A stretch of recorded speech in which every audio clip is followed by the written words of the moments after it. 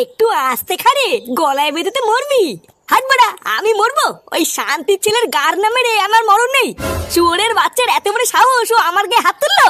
তুই যাই বলিস আর তাই বলিস ফুটো, তোর গায়ে হাত তুলে তো শ্বশুর কিন্তু একদম ঠিক করেনি।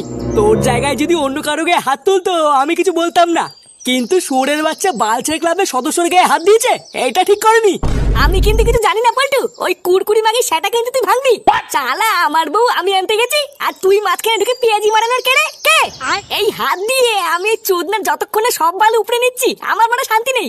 তুই লেওড়া একদম চাপ নিবি না, তোর সাথে কেউ থাকবে না থাক, এই আমি আছি। তোর গায়ে হাত দেওয়া মানে ভেবে নে এই পোল্টুর কলারে হাত দিয়েছে। তোরা সবাই তাড়াতাড়ি মালটাকে শেষ কর, আমরা এক্ষুনি ফুটো শ্বশুর বাড়ি যাবো। এই না রে পল্টু, আমি কিন্তু যাবো না। আমার বাবা বলেছে এই কোনো ঝামেলার ভিতরে না জড়াতে, আমি যাবো না বাবা। বোকাচোদা, বাড়ি যাওয়ার সময় এক প্যাকেট নবরত্ন তেল কিনে নিয়ে গিয়ে বাবা স্যাটাই মাখিয়ে মাথা দিয়ে ঘুমা গিয়ে কাজে দেবে। কিনে লাগছা, তুই যাবি তো নাকি? ইয়ে মানে হ্যাঁ পল্টু দা, আমি যাবো। নে ঝটপট তাড়াতাড়ি সবাই একটা করে বোতল তুলে নে, মালটা শেষ কর। তারপর আমি দেখাচ্ছি তাণ্ডব কাকে বলে।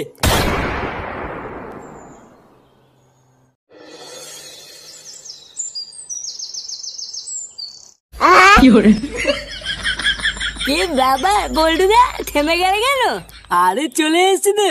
এ ফুটো, কিরে ওঠ রে। এ বাড়া কে রে?